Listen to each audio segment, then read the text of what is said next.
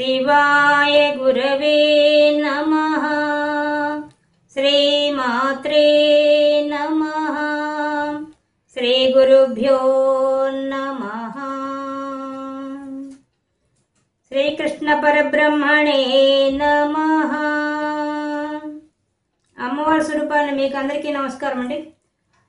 మనం శ్రీమద్ భగవద్గీతలో 8వ అధ్యాయమైన అక్షర పరబ్రహ్మ యోగంలో ఈరోజు 16-17 శ్లోకాల నుండి విశేషాంశాలు తెలుసుకుందాం. 16 శ్లోకం.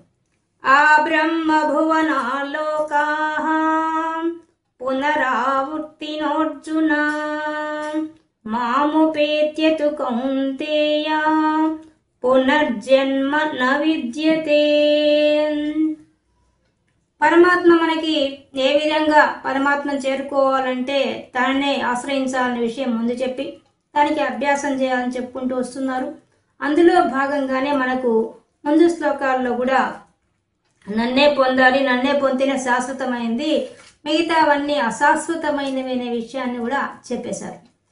చెప్పి ఇప్పుడు ఇంకా చెప్తున్నారు. అంటే ఈ సృష్టి క్రమం ఎలా ఉంటుంది అనే విషయాన్ని తీసుకెళ్తున్నారు. ఇప్పుడు మనకు భాగవతంలో పరమాత్మ ఎలా సృష్టి చేశారని నారద మహర్షి అడుగుతారు బ్రహ్మదేవుణ్ణి. అడిగితే బ్రహ్మదేవుడు చెప్పుకుంటూ వస్తాడు,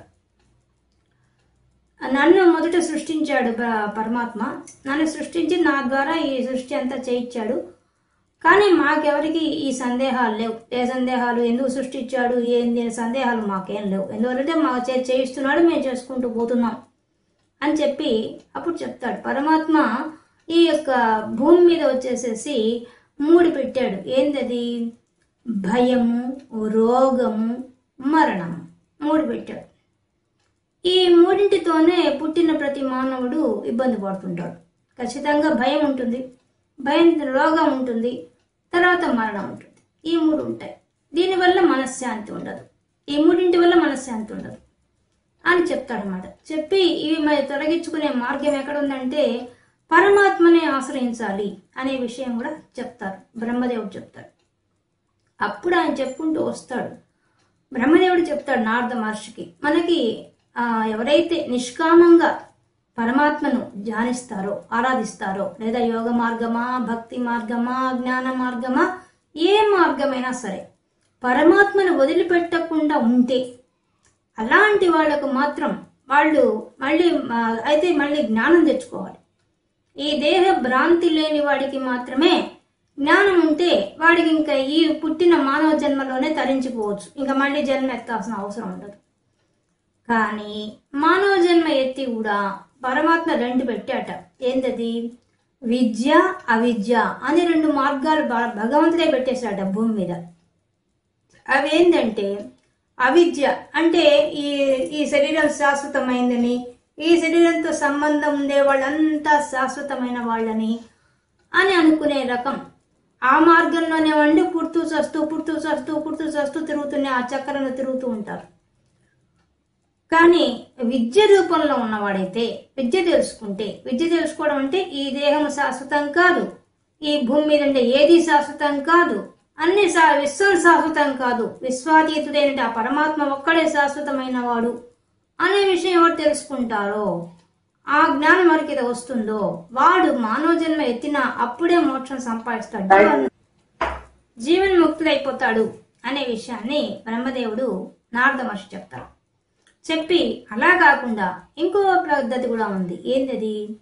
నిష్కామంగా ఎవరైతే భగవంతుడిని ఆరాధిస్తూ జ్ఞానము రాకుండా, అంటే ఈ దేహము నేను అనే భ్రాంతి మాత్రం పోకుండా కేవలం నిష్కామ కర్మ ఎవరైతే చేస్తారో, నిష్కామంగా భగవంతుడిని వేదాల్లో చెప్పినట్టుగా ఏదైతే ఉపాసనలు ఉన్నాయో, మంత్రం తీసుకొని మంత్రదీక్షతో ఉపాసన చేస్తారో, లేకపోతే యజ్ఞయాగాది క్రతువులు చేస్తారో, లేదా సత్కార్యాలు చేస్తారో, లోక శ్రేయస్సు కోసంగా ఎన్నో మంచి పనులు చేస్తారో, అలాంటి వాళ్ళంతా కూడా వాళ్ళు పైలోకానికి వెళ్తారు.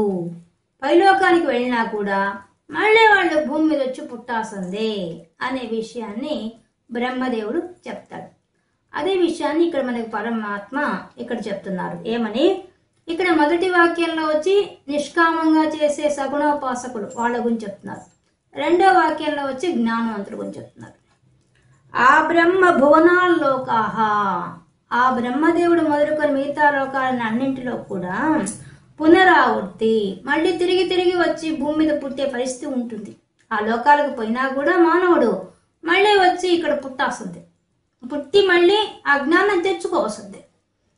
కొంతమందికి తమాషాగా గురువులు మాట్లాడుతుంటారు, ఏమని, అన్ని లోకాలకు పోయి కూడా అక్కడ చేసే పని ఏంది, అక్కడ ఇట్లే కూర్చొని చెప్పించుకోవాలి. రమణ మహర్షి గారు చెప్తారు, ఎన్ని లోకాలకు పోయినా కూడా అక్కడికి పోయిన చేసే పని ఏంది, అక్కడ ఒక గురువు కూర్చో ఉంటాడు, వాళ్ళకు బోధ చేస్తుంటాడు, అది వింటుంటారు.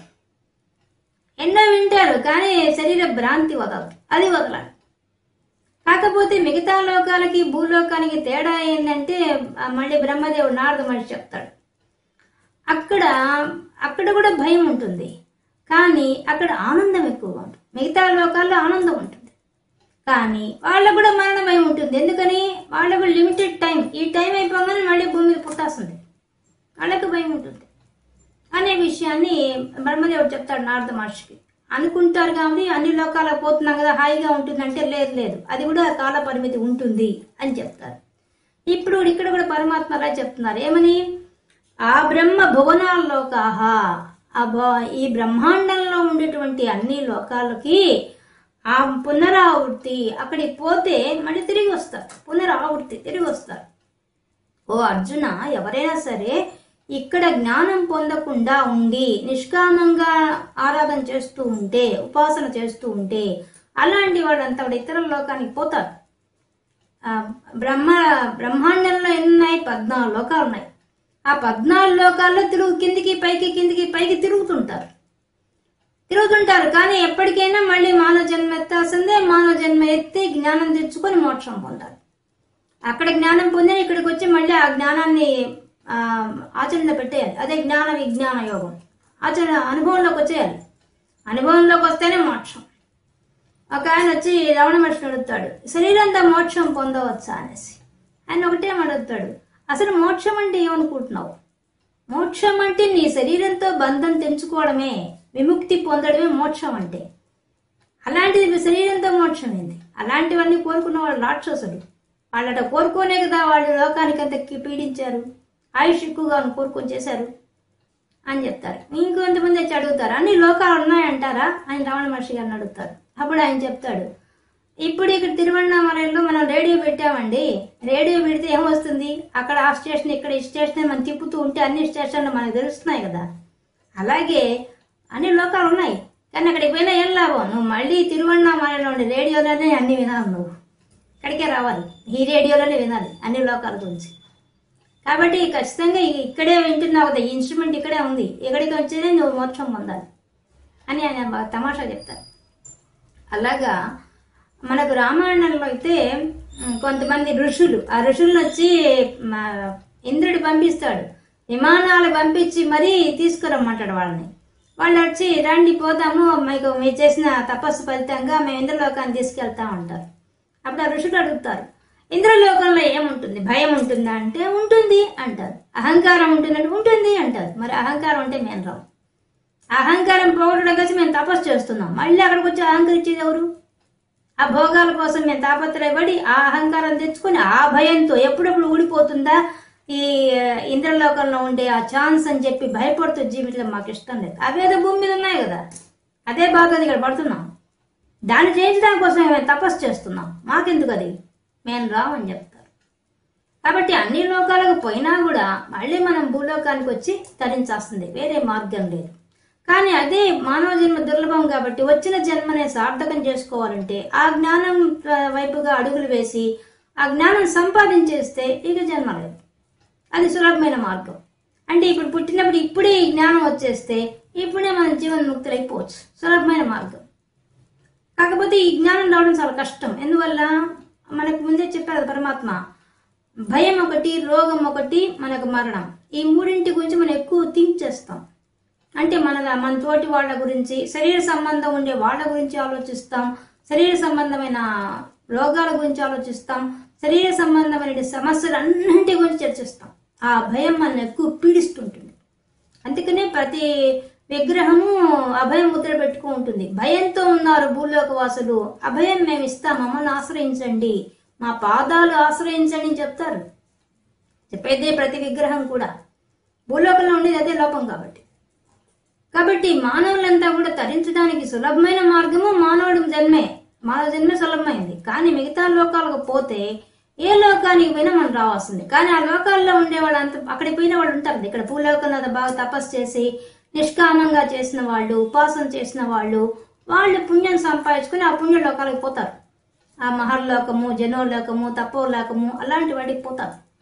అసలైన సత్యలోకం బ్రహ్మలోకం. ఇక్కడ చెప్తాను బ్రహ్మలోకం దాకా. బ్రహ్మలోకం దాకా పోయిన వాళ్ళు కొంతమంది అక్కడే ఆ జ్ఞానం పొంది కూడా వాళ్ళు పరమాత్మలో కలిసిపోయేదానికి అవకాశం ఉంది అక్కడ దాకా పోయినా కూడా. కానీ చాలా మందికి తిరిగే వస్తారు.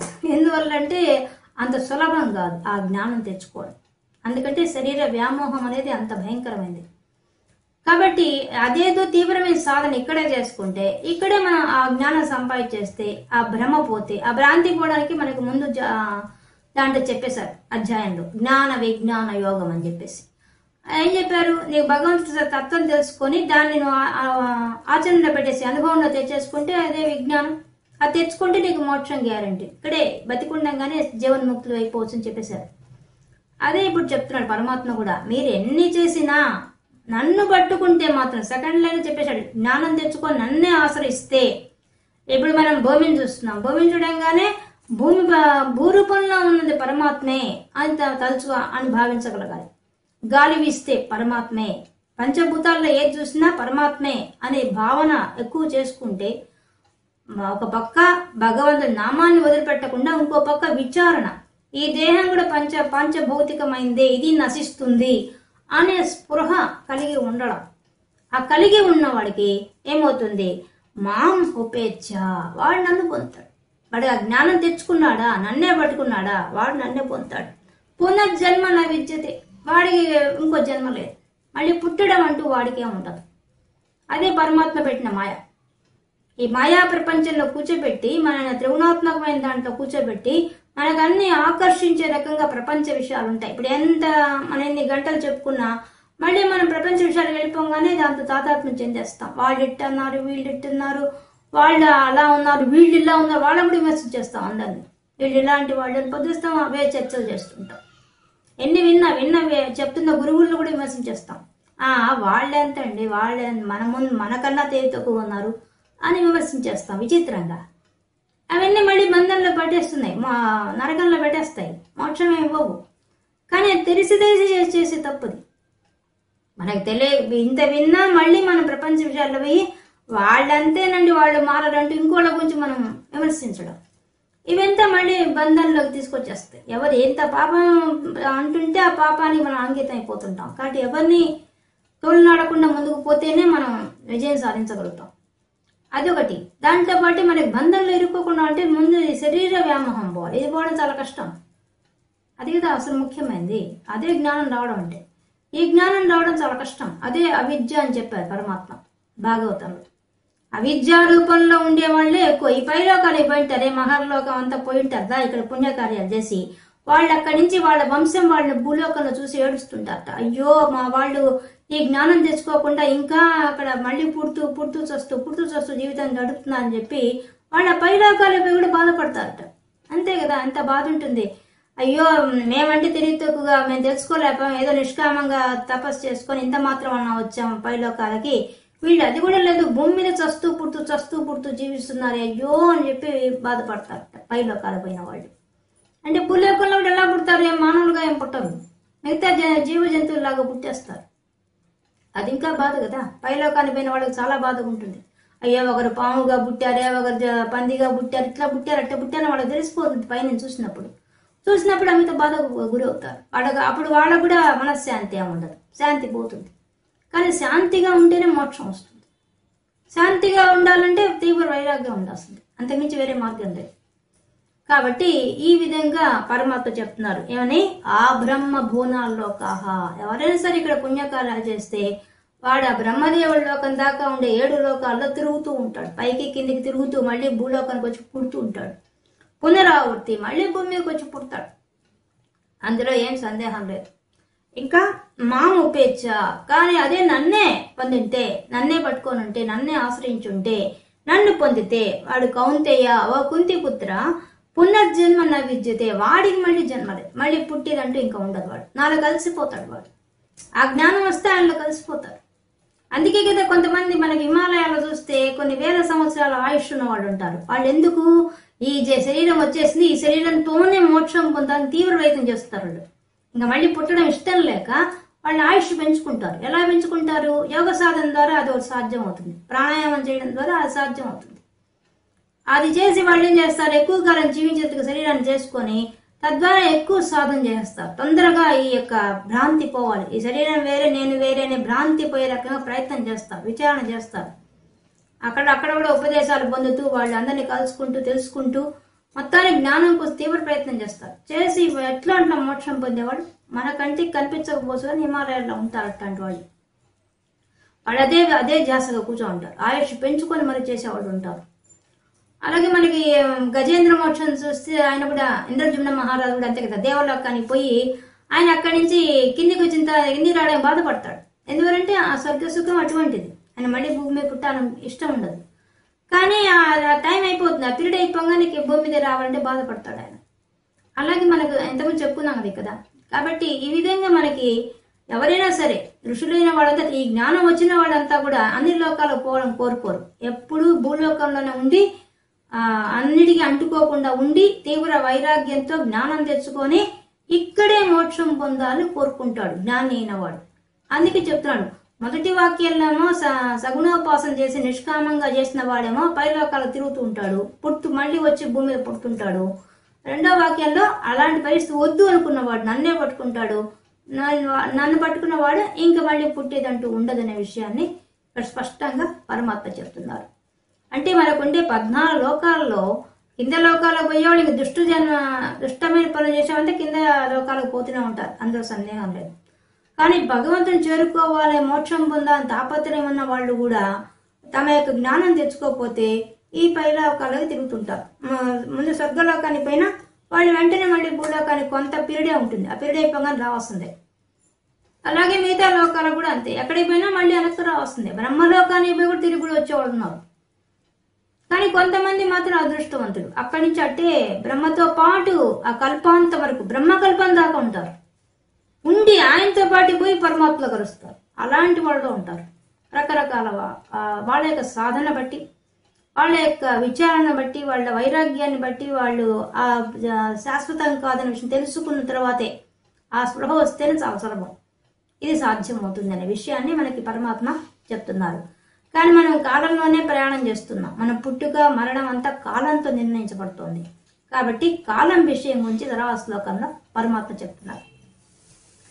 సహస్రయుగ పర్యంతం ఆహర్యద్ బ్రహ్మణో విదుః రాత్రిం యుగ సహస్రాంతాం తేహో రాత్ర విదో జనాః. తర్వాత శ్లోకం అందుకే కాలాన్ని గురించి చెప్తున్నారు. కాల పరిమితి ఉంది. మనం పుట్టామంటే మనకు డేట్ ఆఫ్ బర్త్ నుండి డేట్ ఆఫ్ డెత్ కూడా రెడీగా ఉంటుంది. మనకి ఈ కాలంలో పుట్టాం, ఈ కాలంలో వెళ్ళిపోని ఆల్రెడీ ఫిక్స్డ్ అయిపోయి ఉంటుంది. అది మనకు తెలియదు ఎప్పుడు పోతామో, ఏ క్షణం పోతాం మనకు తెలియదు. కానీ ముందే నిర్ణయించబడుతుంది. మనతో పాటు మనకన్నా ముందు బ్రహ్మదేవుడికి కూడా కాల పరిమితి ఉంది. ఆయనకు కూడా 100 ఏళ్ళ ఆయుష్ ఉంది. ఆ ఆయుష్ గురించి ఈ శ్లోకంలో మనకు చెప్తున్నారు. ఎందువల్ల మనం కూడా కాలంలో ప్రయాణం చేస్తున్నాం. ఈ విషయాన్ని ఎవరైతే తెలుసుకుంటాడో, ఓహో కాల పరిమితి ఉంది మనకు తెలుసుకున్నవాడు ముందు జాగ్రత్త పడతాడు. జాగ్రత్త పడి ప్రతి నిమిషాన్ని, బంగారంలో ఉండే ప్రతిదాన్ని, ప్రతి చిన్న కణువుకి ఎంత విలువ ఉంటుందో తన జీవితంలో ప్రతి క్షణానికి విలువను తెలుసుకొని వాడు ప్రతి క్షణం పరమాత్మను వదిలిపెట్టకుండా పట్టుకుంటాడు. అట్లాంటి వాడు. దానికోసం ఇప్పుడు ఈ శ్లోకాలు మనకి పరమాత్మ చెప్తున్నారు. సహస్రయుగ పర్యంతం, సహస్రం అంటే 1000 సంవత్సరాల పర్యంతం వరకు. అహహ అంటే పగలు, పగటి కాలము. బ్రహ్మణో ఆ బ్రహ్మదేవుడికి పగటి కాలము. విదుహు తెలుసుకున్నవాడు. ఆయన పగటి కాలముని ఆయనకు 1000 సంవత్సరాలు గడిస్తే ఆయన పగటి కాలము అని తెలుసుకున్నవాడు అని మొదటి వాక్యం. రెండోది రాత్రం యుగ సహస్రాంతం, అలాగే రాత్రి కూడా ఆయనకు 1000 సంవత్సరాలు. దాని గురించి అహోరాత్ర, ఆయన యొక్క రాత్రి పగల గురించి ఎవరు తెలుసుకుంటాడో వాడు నిజమైన యథార్థం తెలుసుకున్నవాడు అని ఈ శ్లోకంలో చెప్తున్నారు పరమాత్మ. అంటే ఏంది బ్రహ్మదేవుడు ఆయుష్ అంటే ఏంది అసలు? బ్రహ్మదేవుడు ఆయుష్ అంటే మనకే విధంగా అయితే భూమి మీద పుట్టిన వాళ్ళకి ఏ విధంగా అయితే ఆయుష్ పరిమాణం ఉంటుందో, పరిమితి ఉంటుందో, అలాగే బ్రహ్మదేవుడు కూడా కాల పరిమితి ఉంది. ఎలా? ఇప్పుడు మనకి కృతయుగం, త్రేతాయుగం, ద్వాపరయుగం, కలియుగం, ఈ 4 యుగాలు కలిసి ఒక మహాయుగం అవుతుంది. కృతయుగం, త్రేతాయుగం, ద్వాపరయుగం, కలియుగం, ఈ 4 యుగాలు కలిసి ఒక మహాయుగం అవుతుంది. అటువంటి మహాయుగాలు వచ్చి 1000 అయితే అది మొదటి పదానికి అర్థం. సహస్రయుగం పర్యంతం, అటువంటి 1000 సంవత్సరాలైతే, 1000 మహాయుగాలైతే, అటువంటి 1000 మహాయుగాలైతే అహహ అంటే పగటి కాలము ఆ బ్రహ్మదేవుడికి. ఇది తెలుసుకోవాలి మనం. అంటే ఏంది? పరమాత్మ ఆ బ్రహ్మదేవుడి ఆయుష్ ప్రకారంగా మన కాల పరిమితి ప్రయాణం చేస్తుంటుంది. ఎలా? ఇప్పుడు బ్రహ్మదేవుడు ఇప్పుడు మేలుకో ఉన్నాడు, మేలుకో ఉన్న కాలం అంతా పగటి కాలం. మనం మేలుకుంటే పగటి కాలం అంటాం కదా. ఆయన మేలుకో ఉన్నాడు, ఇప్పుడు మేలుకో ఉన్నాడు కాబట్టి సృష్టి జరుగుతూ ఉంది. ఇప్పుడు ఆయన వయసు 51 సంవత్సరాలు. మనం అందుకనే ఉదయం పూట పూజలో ద్వితీయ పరార్థే శ్వేత వరాహ కల్పే వైవస్త్ర మన్వంతరే కలియుగే పదమపాదే జంబూ ద్వీపే భర్త వర్షే భర్తఖండే అని మనం మంత్రాలు చెప్పుకుంటున్నాం. అంటే అర్థమైంది, ఆ బ్రహ్మదేవుడి యొక్క ఆయుష్ ప్రకారం మనం ప్రయాణం చేస్తున్నాం. ఆ బ్రహ్మదేవుడి ఆయుష్ ఎలా ఉంది? కృతయుగం, త్రేతాయుగం, ద్వాపరయుగం, కలియుగం 4 యుగాలు కలిసి ఒక మహాయుగం అయితే, అటువంటి 1000 అయితేనే ఆయన యొక్క పగటి కాలం. ఇప్పుడు మన పగటి కాలం అంటే ఉదయం నుంచి సాయంత్రం రాత్రి చీకటి పడేంత వరకు మనకి పగటి కాలం, సాయంత్రం చీకటి పడేంత వరకు మనకు పగటి కాలం. అలాగే ఆయనకు కూడా పగటి కాలం ఎంత కాలం అట? మనం డివైడ్ చేసుకుంటాం. 12 గంటల ఇంత డివైడ్, 24 గంటలు ఇంతకాలం పగటి కాలం, ఇంతకాలం రాత్రి కాలం, ఎప్పుడు చీకటి పడింది అది రాత్రి కాలంగా డివైడ్ చేసుకుంటాం. అలాగే ఆ బ్రహ్మదేవుడికి కూడా కాబట్టి ఆయనకి 24 గంటలు కాదు ఆయన కాలం. ఆయన కాలం ఎటువంటిదట? ఒక కృతయుగం, త్రేతాయుగం, ద్వాపరయుగం, కలియుగం కలిసి 4 యుగాలు అయితే ఒక మహాయుగం అయితే, అటువంటి 1000 అయితే ఆయన పగటి కాలం. ఇది తెలుసుకున్నట్టు మనకేమనిపిస్తుంది? ఆయన పగటి కాలం మాత్రమే మనకి సృష్టి జరుగుతూ, సృష్టిలో అన్ని కార్యాలు జరుగుతుంటాయి. అప్పుడు మాత్రమే మనం సాధన చేసుకోగలం. అప్పుడే మనం పుట్టేది అదే టైంలో పుడతాం. మనం పుట్టి తరించడానికి అవకాశం ఉండే కాలం అంతా అదే. కాబట్టి మనకి ఈ విషయం తెలుసుకున్న వాడెవరో వాడు తరిస్తాడు. ఓహో, బ్రహ్మకే ఆయుష్ పరిమితి ఉంది, ఇక మనం ఎంత ఆఫ్టర్ ఆల్ అని తెలుసుకొని వాడు జ్ఞానం తెలుసుకునే తీవ్రంగా ప్రయత్నం చేస్తాడు. అలాగే రాత్రి యుగ సహస్రాంతం, రాత్రి కాలం కూడా అంతే ఆయనకి. కృతయుగం, త్రేతాయుగం, ద్వాపరయుగం, కలియుగం 4 యుగాలు కలిసి ఒక మహాయుగం అయితే, అటువంటి 1000 అయితే ఆయనకు రాత్రి కాలం బ్రహ్మదేవుడికి. కాబట్టి ఇది అహోరాత్ర. ఆయన యొక్క పగటి కాలాన్ని, రాత్రి కాలం ఎవరు తెలుసుకుంటాడో వాడు నిజంగా తెలుసుకున్నవాడు అని చెప్తున్నారు ఇక్కడ పరమాత్మ. ఇప్పుడు మనకి ఆయన ఆయుష్ చూస్తే మనకు ఆశ్చర్యం అనిపిస్తుంది. కలియుగం చూస్తే మనకు 4,32,000 సంవత్సరాలు. ద్వాపర అంటే దానికి డబల్, ద్వా అంటేనే 2, దానికి డబల్. కలియుగానికి డబల్ గా ఉండేదాన్ని ద్వాపరం అంటారు. అది 8,64,000 సంవత్సరాలు. మరి దానికి త్రిబుల్, కలియుగానికి త్రిబుల్ ఏంది? త్రేతాయుగం, అందుకే దాన్ని త్రేత అన్నారు. దాన్ని వచ్చి 12,96,000 సంవత్సరాలు. దానికి మళ్ళీ 4 ఇంతలు కృతయుగం, దాన్నే సత్యలోకం కూడా, సత్య యుగం అని కూడా అంటారు. అది వచ్చి 17,28,000 సంవత్సరాలు. ఇప్పుడు ఇవన్నీ కూడి ఇన్ని సంవత్సరాలు అంటే 4,32,00,000 సంవత్సరం. అవంతా కలిపితే ఆయనకి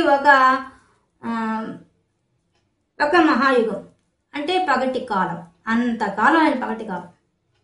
మళ్ళీ ఇంతే టైం రాత్రి కాలం అంటే ఒక రోజు గడవడానికి అంత టైం పట్టింది.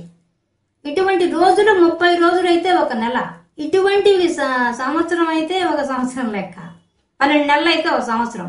అటువంటి సంవత్సరాలు 100 అయితే ఆయన ఆయుష్. అంటే ఎంత పెద్దదో, కానీ మన దృష్టిలో పెద్దది, కానీ వాళ్ళ దృష్టిలో చిన్నదే. ఎందువల్ల? ఇక్కడుండే టైంకి అక్కడుండే టైంకి తేడా ఉంది. మనకి యుగాలు ఇక్కడికి తొందరగా లేట్గా గడుస్తుంటాయి, వాళ్ళకి తొందరగా గడిచిపోతాయి. వాళ్ళ కాలమానం వేరే, భూలోకంలో వచ్చేసి 30 రోజులు ఇంటూ 12 నెలలు అంటే వాళ్లకు 360 సంవత్సరాలు అవుతాయి అక్కడ. అలా వాళ్ళ టైం వేరే, మన టైం వేరే. దాని ప్రకారంగా వాళ్ళకి వాళ్ళ వయసున్న ఉండి వాళ్ళ ఆయుష్తో మనకు సంబంధం లేదు. మనం ఈ ఆయుష్ సమయంలోనే మనం కూడా సాధన చేసుకొని తరించే మార్గం అప్పుడే కలిసిపోవాలి పరమాత్మలో. మనం కూడా అన్ని జన్మలు పుడుతూ చస్తూ భూలోకం తిరుగుతూ ఉంటాం. కాబట్టి ఈ విధంగా పరమాత్మ బ్రహ్మదేవుడి యొక్క ఆయుష్ను తెలియజేస్తున్నారు ఈ శ్లోకం ద్వారా. ఆయన పగటి కాలం ఎంత ఉంది, రాత్రి కాలం ఎంత ఉంది చెప్పి ఈ విషయాన్ని ఎవరు తెలుసుకుంటాడో వాడు తెలుసుకున్నవాడు, నిజం తెలుసుకున్నవాడు, యథార్థం తెలుసుకున్నవాడు అనే విషయాన్ని ఈ శ్లోకంలో చెప్తున్నారు. అంటే ఇంకా ముందు ముందు చెప్పుకుంటూ పోతారు, ఎందుకు చెప్పారు అనే విషయాన్ని చెప్పుకుంటూ పోతారు. అంటే మనం కాల ప్రమాణంలో ప్రయాణం చేస్తున్నాం. ఆయనకే కాల పరిమితి ఉందంటే మన కాల పరిమితి ఇంకెంత తక్కువ ఉండాలా? ఆయనకే అంత కాల పరిమితి, ఆయన కూడా పరిమితి ఉంది, ఖచ్చితంగా మరణం ఉంది ఆయనకు కూడా. కాకపోతే బ్రహ్మదేవుడి యొక్క విషయం వేరే. ఆయన పరమాత్మ వచ్చాడు కాబట్టి 100 ఏళ్ళు కంప్లీట్ కాగానే ఆయన పోయి పరమాత్మని కలిసిపోతాడు, ఆయనకే ఇబ్బంది లేదు. ఆ తర్వాత బ్రహ్మలోకం పోయిన వాళ్ళకు మాత్రం మళ్ళీ తిరిగి పుట్టాస్తుంది వాళ్ళంతా. లేదు వాడిని అక్కడే కూడా జ్ఞానం పొందితే వాళ్ళు అక్కడి నుంచి అట్టే పరమాత్మలో కలిసిపోవచ్చు. 2 రకాలు ఉంది. బ్రహ్మలోకం దాకా పోయిన వాడికి ఆ ఛాన్స్ ఉంది. కానీ ఎక్కడి పోయినా ఉన్న విషయం ఒకటే, ఇక్కడ మనం జ్ఞానం సంపాదించకపోతే పైన ఏ లోకానికి పోయినా మళ్ళీ అక్కడ పాఠం నేర్చుకోవాల్సిందే. ఈ జ్ఞానం తెలుసుకునేంత వరకు జన్మలు ఎత్తాల్సిందే. దాంట్లో ఉండే బాధ సాధన కాకపోతే ఇక్కడికన్నా ఆనందంగా ఉంటారు అంతే. ఆనందంగా ఉన్న వాళ్ళకు ఒక పక్క దిగులు ఉంటుంది. ఎందువల్ల ఆ కాల పరిమితి అయిపోతే మళ్ళీ భూమి మీద పుట్టాలనే ఒక దిగులు ఉంటుంది. అది కష్టం, అది భరించలేరు వాళ్ళు. అందులో అక్కడికి పోయి అంత ఆనందాన్ని అంత సుఖాన్ని చూసిన తర్వాత భూమి మీద ఉండే ఈ బాధను భరించడం చాలా కష్టం. ఈ 3 ఉంటాయి కదా, భయము, రోగము, మరణం, ఈ 3 ఉంటాయి. ఈ 3 భరించలేరు. అందుకని అది ఎవ్వరు కోరుకోరు అవి. వాళ్ళు ఆ లోకానికి లోకాలు రావాలని చాలా బాధపడతారు. అక్కడే ఉండిపోవాలని కోరుకుంటారు. ఎంతకాలమైనా అక్కడే ఉండిపోవాలని కోరుకుంటారు. కానీ వాళ్ళకు కూడా బాధ ఏంటంటే ఆ జ్ఞానం వస్తే తప్ప పరమాత్మలో కలుసుకోలేదు. మళ్ళీ భూమి మీద పుట్టాల్సి వస్తుంది. ఆ జ్ఞానం రావాలి, జ్ఞానం కోసమే తప్పిస్తారు వాళ్ళు కూడా. అదేతో మనం ఇక్కడే భూమి మీదే తరించవచ్చు అని చెప్పడానికి పరమాత్మ ఇంత సులభమైన మార్గం భూమి మీదే ఉంది, ఇక్కడే మీరు జ్ఞానం తెచ్చుకుంటే, అనుభవంలో తెచ్చుకుంటే ఇక్కడే నన్నే పొందేస్తారన్న విషయాన్ని మనకు పరమాత్మ చెప్పేశారు. బ్రహ్మదేవుడు ఆయుష్ చెప్పారు, మరియు మన గురించి కూడా సందేశం ఇచ్చారు. 2 శ్లోకాల ద్వారా మనకు సందేశం ఇస్తున్నారు. ఆయనకే కాలపరిమితి ఉంటే మీరెంత ఇంకా. కాబట్టి మళ్ళీ పుట్టాల్సిందే. బ్రహ్మలు మారుతుంటారు, ఇంద్రులు మారుతుంటారు, వాళ్ళ పరిస్థితి వేరే. వాళ్ళు మోక్షంగా పొందుతారు, వాళ్ళు మారుతుంటారు. కానీ మన పరిస్థితి అది కాదు, మనం మళ్ళీ జన్మలు ఎత్తుతూనే ఉంటాం. కాబట్టి ఈ విషయం మనకు సందేశం ఇవ్వడానికి కోసంగా ఈ 2 శ్లోకాల ద్వారా పరమాత్మ మనకి స్పష్టంగా అన్ని లోకాలకు వెళ్ళిన, బ్రహ్మలోకం దాకా వెళ్ళినా కూడా తిరిగి మళ్ళీ వచ్చి భూమి మీద పుట్టాల్సిందే, తరించాల్సిందే అనే విషయాన్ని స్పష్టం చేసి తర్వాత బ్రహ్మదేవుని యొక్క ఆయుష్ గురించి తెలియజేశారు ఈ యొక్క 17 శ్లోకంలో. ఈ విధంగా మనం శ్రీమద్ భగవద్గీతలో 8వ అధ్యాయం అక్షర పరబ్రహ్మ యోగంలో ఈ రోజు 16, 17 శ్లోకాల్లోనే విశేషాంశాలు తెలుసుకున్నాం. ఓం తత్సత్.